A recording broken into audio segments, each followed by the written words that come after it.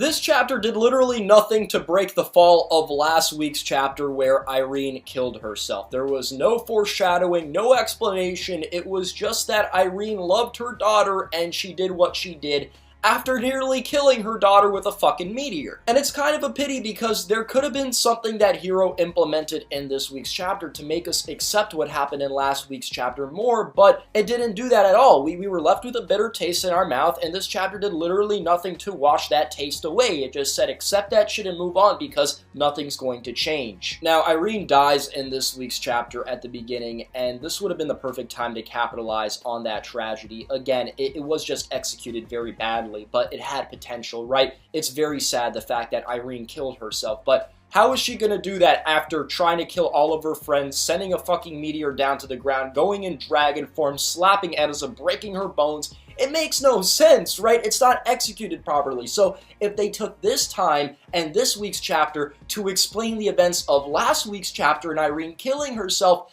that would have actually made it more legitimate. But they didn't do that at all. They just told you to accept that shit. So yeah, it's tragic that Irene died, but honestly, it's hard to care because it just makes no sense. And it could be that the anime possibly breaks some of the fall of this terrible execution with the production. Maybe they organize things a little bit differently, because a big problem with last week's chapter and just some of the chapters in this Irene situation are the way they organize a lot of these events. Again, Irene tried to fucking kill Edisa, and I know a lot of Fairy Tail fans, especially a lot of Edisa fans, were defending Edisa in the sense that, like, oh, you know, it makes sense for her to destroy the meteor and then go down and attack Irene because, you know, that's just how physics work. No, that's not how physics work, alright? If your body's fucked up and your bones are, you know, broken, if you're charging at a meteor and you destroy that shit, you should not be able to then go and charge at Irene. It makes no sense, okay? I know that a lot of Edisa fans will defend everything she does, but it's still bullshit, alright? But if the anime, you know, with the production, they organize events a little bit differently, they maybe, you know, cut some things out or add it afterwards, it could indeed make the situation a lot better than it actually was, and it could get us in the feels, like, oh damn, like that happened, Irene killed herself, man, she really cared about Edisa. But all of the events building up how they did in the manga really doesn't show me at all that she cared about Edisa. So when she fucking killed herself, it was just confusing, right? And one thing with us manga fans and, you know, anime fans, regardless of what, when events confuse us, it takes away from the buildup, alright? It doesn't matter how good the buildup is, even if 1% of the fan base like understands it and they love that shit, if the majority of the fans do not understand what's going on and these events confuse them, then they're not going to enjoy the climax and what happens as a result of the buildup. Now, one thing I loved about this chapter is Edisa's reaction to Irene's death. Obviously, they were never close, but she had a very human reaction in the sense that she didn't over-exaggerate and just start pouring down fucking tears because, keep in mind, like, someone who she really believes is a parent just recently died, and she sort of had to suck it up. She didn't really have the time to just cry forever as every one of her friends is on the battlefield fighting for their lives. So I really like when she said, quote, "That woman's tale was certainly a sorrowful one, but even so, Master will always be my one and only parent." I like that because, again, Irene killed herself, but at the end of the day, while she acknowledges objectively Irene is a fucking tragedy as a whole, and she doesn't blame her mother for the decision to ultimately, I guess, disown her in a way, abandon her, which, you know, made her life tougher in the process, even though in the end she found friends out of that shit. At the end of the day, she's not here fucking crying and, oh my god, my mommy died, because here's the thing, guys, like, my mom died. So for me, this is like something that I can relate to, but me and my mom were close. And that's the thing. Blood doesn't matter. It's experiences that matter at the end of the day.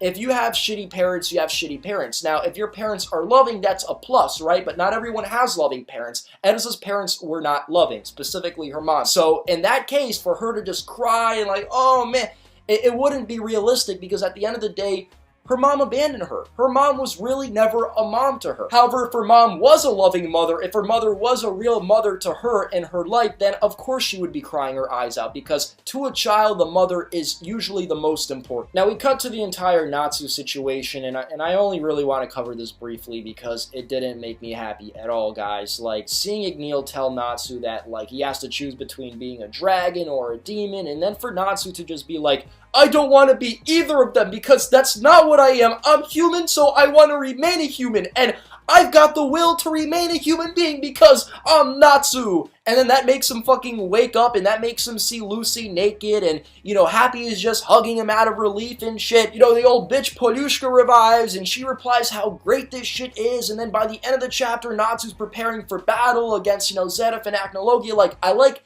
the end of the chapter because we cut through all the bullshit, but it was bullshit, alright? At the end of the day, he's got this dragon seed inside of him, and he's got this demon seed inside of him. He has to accept one of them. What do you mean? What do you mean he gets to remain a human because he wants to remain a human? Shit, I want to be a fucking cow sometimes, guys. I never told you this, but I want to be a cow sometimes.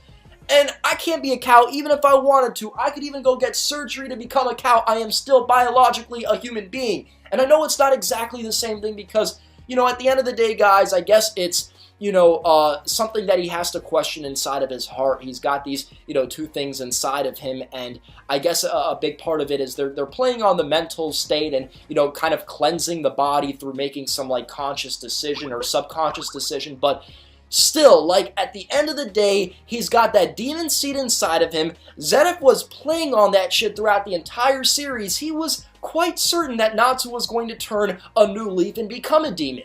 And I guess in, you know, Ignil's mind, I guess he could have become a dragon in the same way that Irene became a dragon. But holy fuck, for him to just be like, I want to be a human being, so that's what I'm going to be, and that's what I am now. Oh, man, I don't even want to really talk about this anymore because I don't want to go on rant mode right now. I'm just going to accept the fact that this chapter happened and we can move on to brighter days because there are brighter days in this arc. And back-to-back bad chapters for Fairy Tail. Like, I cannot defend this, guys. I just can't. What do you want me to say? Do you want me to say, oh, you know, at the end of the day, he should just be able to make this decision because it's inside of his heart, and even if he's got these seeds inside of him, if he wants to be a human being, he could be a human being. No, that's not how it works. If anything, it would have been cool to see him, like, become a demon, and then maybe in the end he gets back to becoming a human somehow, or, you know, he chooses the dragon route and he's able to become a human again, like, just, you know, maybe doing something differently than Irene did in her life.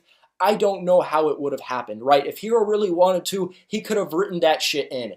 But for Natsu just to delete everything that had happened to him in this arc, all of the chapters of, like, suspense, like, damn, is Natsu going to die? By Natsu saying, I want to be a human and that's what I am. That's bullshit.